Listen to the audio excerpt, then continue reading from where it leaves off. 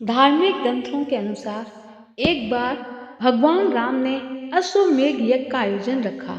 यज्ञ के दौरान कुछ नियम होते हैं। इस यज्ञ के दौरान अश्व जिस भी राज्य में जाता है, उस राज्य के राजा को अश्वमेध करवाने वाले राजा की श्रेष्ठता को स्वीकार करना पड़ता है।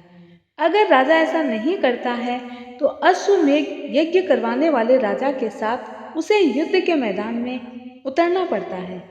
भगवान राम का अश्व यानी घोड़ा बहुत से राज्यों में गया और वहां के राजाओं ने राम जी की श्रेष्ठता को स्वीकार किया। लेकिन जब अश्व देवपुर पहुंचा, तो वहां के राजा वीरमणि के पुत्र रुकमांत ने अश्व को बंदी बना लिया। अश्व को बंदी बनाने का अर्थ वो राजा की श्रेष्ठता को नहीं मानता। रुकमांत के पिता राजा वीरमणि ने भगवान शंकर की तपस्या करके उनसे उनकी और उनके पूरे राज्य की रक्षा का वरदान मांगा था। महादेव के द्वारा रक्षित होने के कारण कोई भी उनके राज्य पर आक्रमण करने का साहस नहीं करता था। वीरमणि को जब पता चला, उन्होंने अपने पुत्र से सवाल जवाब किए, लेकिन रुकमांत ने यह कहकर टाल दिया कि पिताश्री, अब घोड़ा बंदी बनाया जा चुका है, अतः युद्ध से पीछे हटना कायरों का काम है। रुकमांत ने सूचना भिजवाई कि वह अपना अश्व जाकर छुड़ा ले। जब भरत, लक्ष्मण, शत्रुघ्न, यहाँ तक कि हनुमान जी को भी जब इस बात का पता चला, तो वे सोच में पड़ गए, क्योंकि वे सभी जानते थे यह स्थान भोलेनाथ के द्वारा संरक्षित है। तब राम भक्त हनुमान बोले, हमें इसकी सूचना प्रभु को देनी चाहिए। तब भरत के पुत्र पुष्कल ने कहा, हमें इतनी सी बात के लिए प्रभु को परेशान नहीं करना चाहिए, हम यह कार्य स्वयं कर सकते हैं। मैं आज ही आपके आशीर्वाद और प्रभु श्री राम के प्रताप से अश्व को मुक्त कराता हूँ। दोनों पक्षों की सेनाएं आमने सामने थी। वीरमणि के दोनों पुत्रों का सामना शत्रुघ्न से हुआ, जबकि वीरमणि के भाई वीर सिंह का सामना हनुमान जी से हुआ। हनुमान जी पहले ही वीर सिंह को ध्वस्त कर चुके थे। जब वीरमणि की मूर्छा दूर हुई, तो उन्होंने भगवान शंकर को याद किया।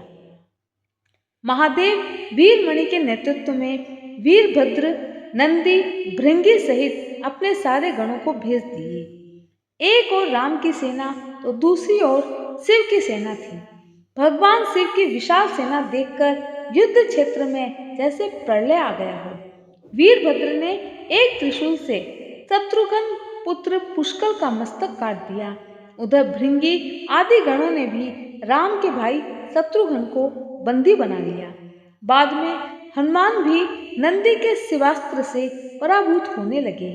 तब सभी ने प्रभु श्री राम को याद किया। अपने भक्तों की पुकार सुनकर प्रभु श्री राम तत्काल ही लक्ष्मण और भरत के साथ वहां आ गए। श्री राम ने सबसे पहले शत्रुघ्न को मुक्त कराया और उधर लक्ष्मण ने हनुमान को मुक्त कराया। फिर श्री राम ने सारी सेना के साथ शिव गणों पर धावा बोल दिया। जब नंदी और अन्य शिव के गण परास्त होने लगे, तब महादेव ने देखा उनकी सेना बड़े कष्ट में है, तो वे स्वयं युद्ध क्षेत्र में प्रकट हुए। प्रभु श्री राम ने देखा भोलेनाथ स्वयं युद्ध क्षेत्र में प्रकट हुए हैं, तो उन्होंने प्रभु से कहा, हे भोलेनाथ, आप ही के आशीर्वाद से मैंने रामेश्वरम ज्योतिर्लिंग स्थापित किया। आप ही की इच्छा से ये युद्ध हो रहा है। आप ही इसके आदि और अंत हैं। मेरे अंदर जो भी बल है, वो सब आप ही का पराक्रम है। तब भोलेनाथ बोले, प्रभु, आपसे युद्ध करने की मेरी कोई इच्छा नहीं है। मैं अपने भक्त वीरमणि की रक्षा के लिए आया हूँ। आप संकोच छोड़कर युद्ध के लिए तैयार रहें। अंतहीन श्री राम और शिव में युद्ध छिड़ गया। भयंकर युद्ध के बाद अंत में श्री राम ने पाशुपतास्त्र निकालकर शिव से कहा, हे प्रभु, आपने ही मुझे ये वरदान दिया है कि आपके द्वारा प्रदत्त इस अस्त्र से त्रिलोक में कोई पराजित हुए बिना नहीं रह सकता। इसलिए हे महादेव, आप ही की आज्ञा और इच्छा से मैं इसका प्रयोग आप पर करता हूँ। मुझे क्षमा कर देना। ऐसा कहते हुए प्रभु श्री राम ने वो महान दिव्यास्त्र भगवान भोलेनाथ पर चला दिया। वो अस्त्र सीधा महादेव के हृदय स्थल में समा गया, लेकिन भगवान रुद्र इससे संतुष्ट हुए। प्रभु श्री राम ने कहा, भोलेनाथ मुझे क्षमा करना, मैंने सिर्फ यहाँ अपना कार्य किया है। तो भोलेनाथ प्रसन्नतापूर्वक प्रभु श्री राम से बोले, आपने अपना कर्तव्य बहुत ही भली भांति पूर्वक निभाया। आपने युद्ध में मुझे संतुष्ट किया है, इसलिए जो इच्छा हो वो मांग लें। इस पर प्रभु श्री राम ने कहा, हे भगवान, यहाँ मेरे भाई भरत के पुत्र पुष्कल सहित असंख्य योद्धा वीर गति को प्राप्त हुए हैं, कृपया करके उन्हें जीवन दान दें। महादेव ने कहा, तथास्तु।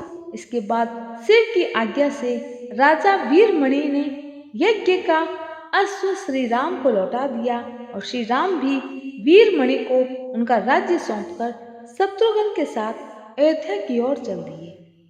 दोस्तों, कहानी को ज़्यादा से ज़्यादा शेयर करें। कहानी अच्छी लगे तो लाइक और चैनल को सब्सक्राइब करना ना भूलें। जय श्री कृष्ण।